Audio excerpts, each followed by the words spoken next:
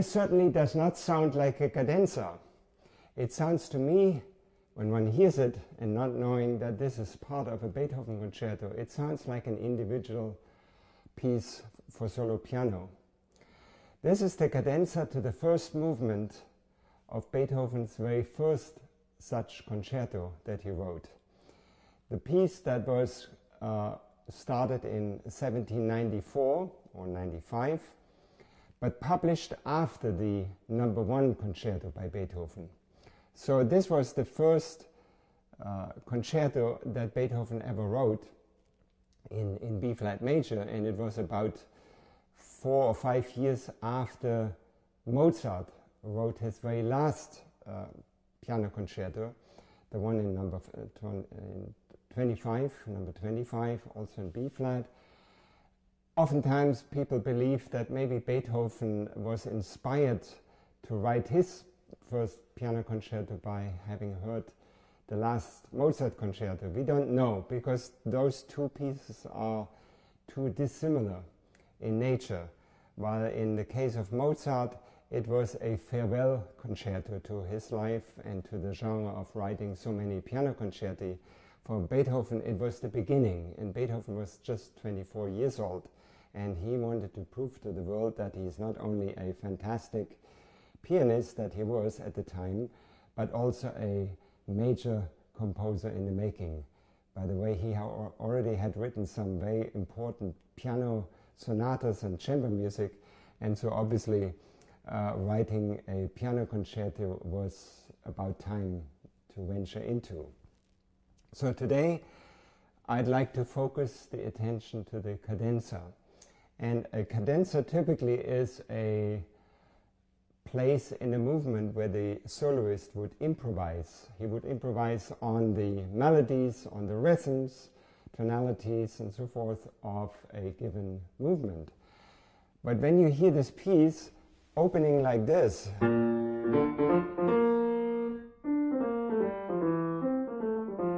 it does not sound like an improvisation. It sounds to me like this is a fugue, this is polyphonic music, this is solo piano music. The element of improvisation comes a little later. So where does this actually come from, this idea? It basically comes from what the orchestra has played as the opening theme.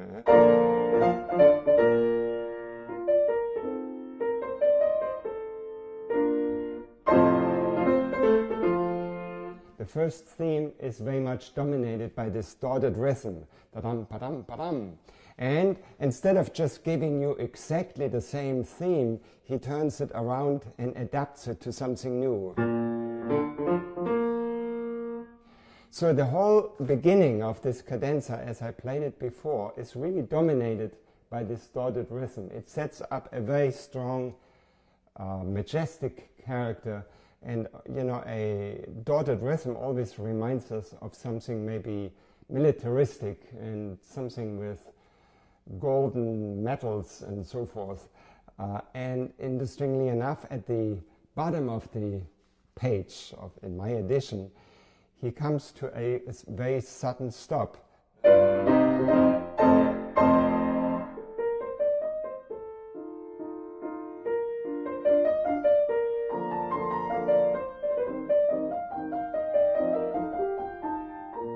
And so he changes totally the character.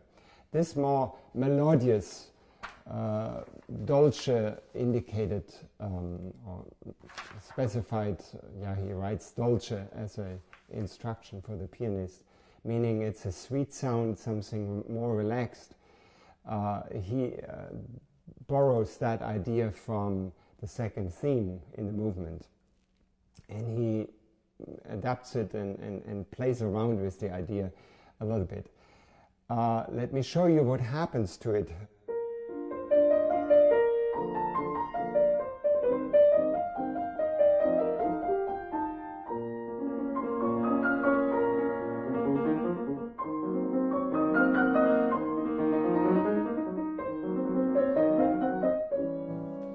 Again, he changes from the major melodious part to minor.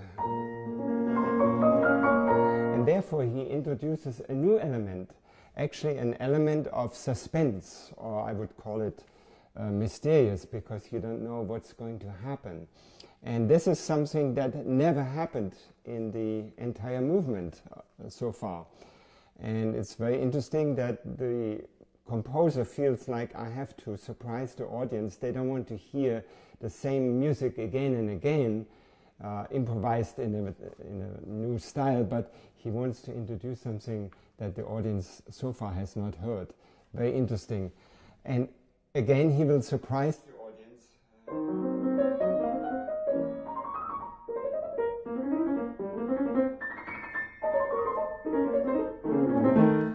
He turns it again into something totally new, which I would call it's very playful. It sounds like clowns music, something very sparkling, and it has to sound that way also.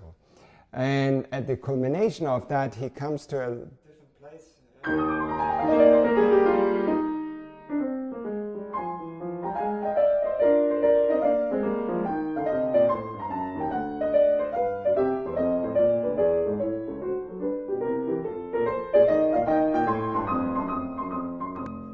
And so on. Again, the dotted rhythm dominates this, but of course, it is not this.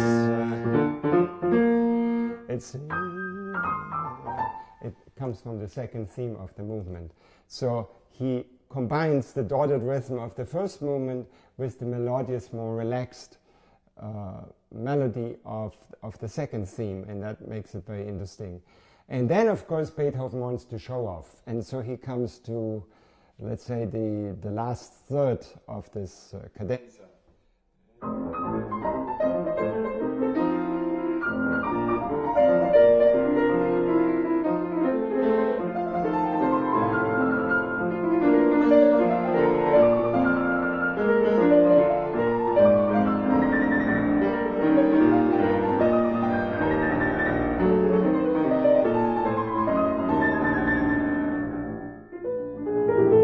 So what happened here is you have the dotted rhythm.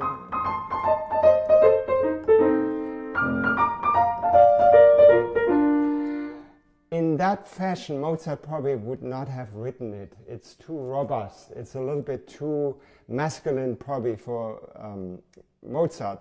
But of course, Beethoven, writing in a larger scale and having a keyboard and an instrument at his disposal, which is already so much different than what Mozart has at a piano. So he uses everything, and he goes very far apart in the hands.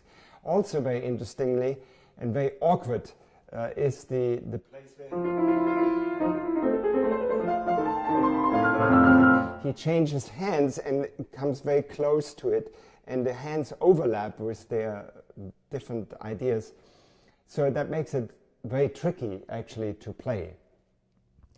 And again, when you think this will culminate in some big chord at the end, he could have, right there, he could have done something like that, but no, he again will surprise us.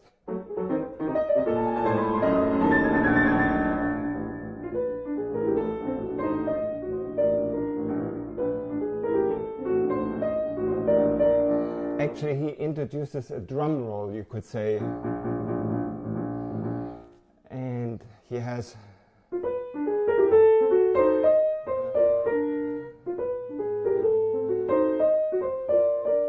so we have something that we haven't heard so far. Again, of course, we have the dotted rhythm, but we have in the same hand, and underneath we have something else. So that's something totally new. It never happened in the movement so far. And the music sort of calms down, very interestingly.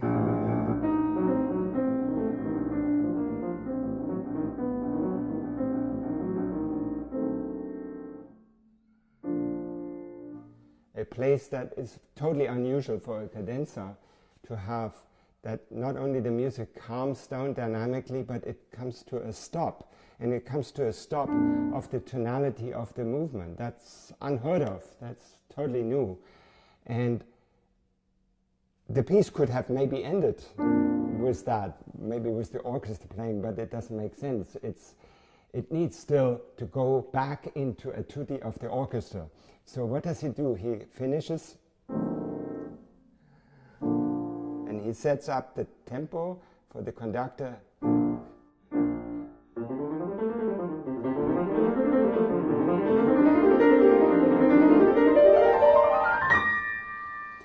And also interestingly enough is that at the end, when he has all these scales, there is no bar line anymore. So it's written free form.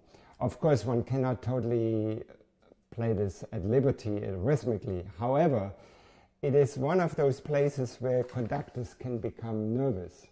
And because the conductor wants to come in with the orchestra at the right time, the last chord, the last note of the pianist playing. And so sometimes the soloists have to help the conductor. In this case, for those of you who want to play this piece, I suggest that you help the conductor by looking at him, and you play this last one.